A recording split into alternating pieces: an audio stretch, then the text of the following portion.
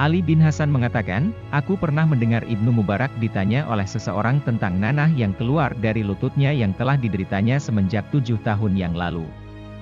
Dirinya menjelaskan, aku telah mengobati dengan berbagai ramuan, dokter juga telah aku tanyai, namun tidak ada tanda-tanda kesembuhan. Beliau berkata padanya, pergilah, lalu galilah sebuah sumur di tempat orang yang membutuhkan air. Aku berharap semoga di sana ada mata air. Lalu engkau gunakan untuk menahan lukamu tersebut. Orang tersebut mematuhi perintahnya, dan betul akhirnya dia sembuh dari penyakitnya. Kisah di atas memberikan banyak faedah agar seorang hamba selalu meminta pertolongan pada Allah Azza wa Jalla, yang memberi musibah berupa sakit adalah zat yang maha menyembuhkan. Rasulullah Shallallahu Alaihi Wasallam bersabda, bila salah seorang di antara kalian meminta hendaklah memperbanyak permintaan tersebut, karena sesungguhnya dia meminta kepada Allah Azza wa Jalla. Disyahihkan Al-Albani dalam Silsilatu al-Ahaditsi Asy-Syahihati, hadits nomor 1325. Hendaknya berdoa meminta kesembuhan dari sakit dengan ikhlas dan bersungguh-sungguh serta tetap melakukan ketaatan atau amal syalih.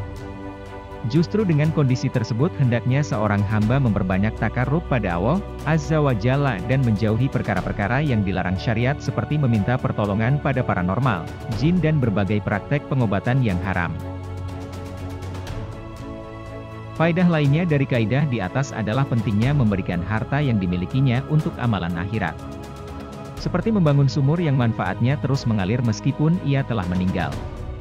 Sebagaimana kisah orang syalih yang terjebak di dalam gua, mereka berdoa dengan amal syalih yang dilakukan agar Allah Azza wa Jalla memudahkan urusannya. Allah Azza wa Jalla berfirman, ya Tuhan kami, sesungguhnya kami mendengar orang yang menyeru kepada iman, yaitu, berimanlah kamu kepada Tuhanmu, maka kami pun beriman. Ya Tuhan kami, ampunilah dosa-dosa kami dan hapuskanlah kesalahan-kesalahan kami, dan matikanlah kami beserta orang-orang yang berbakti. Quran Surat Ali Imran ayat 193. Sedekah yang dilakukan dengan ikhlas insya Allah akan menyelamatkannya dari mara bahaya dunia, seperti kesembuhan dari sakit atau dijaga oleh Allah Azza wa Jalla dari kesulitan hidup semua tentu biiznillah. Memberi air untuk orang lain merupakan ibadah mulia yang berarti menolong sesama dan ini akan meringankannya dari musibah dunia dan akhirat. Sebagaimana sabda Rasulullah Shallallahu Alaihi Wasallam, barang siapa meringankan seorang muslim dari satu derita dunia, niscaya Allah meringankannya dari salah satu derita hari kiamat. Barang siapa meringankan beban orang yang kesulitan, niscaya Allah meringankan bebannya di dunia dan akhirat. Barang siapa menutup aib seorang muslim, niscaya Allah menutupi aibnya di dunia dan akhirat. Allah akan membantu seorang hamba selagi hamba tersebut membantu saudaranya. Hadis riwayat Muslim nomor 7028.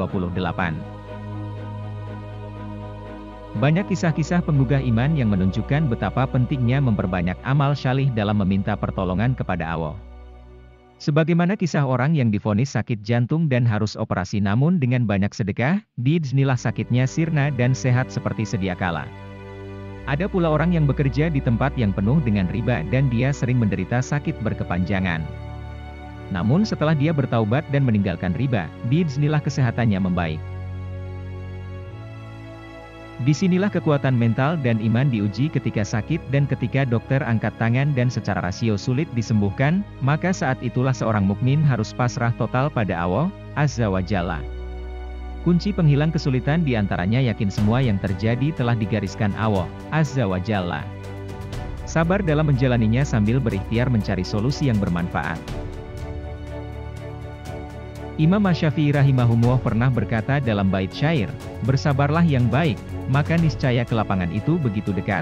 Barang siapa yang mendekatkan diri pada Allah untuk lepas dari kesulitan, maka ia pasti akan selamat. Barang siapa yang begitu yakin dengan Allah, maka ia pasti tidak merasakan penderitaan. Barang siapa yang selalu berharap padanya, maka Allah pasti akan memberi pertolongan.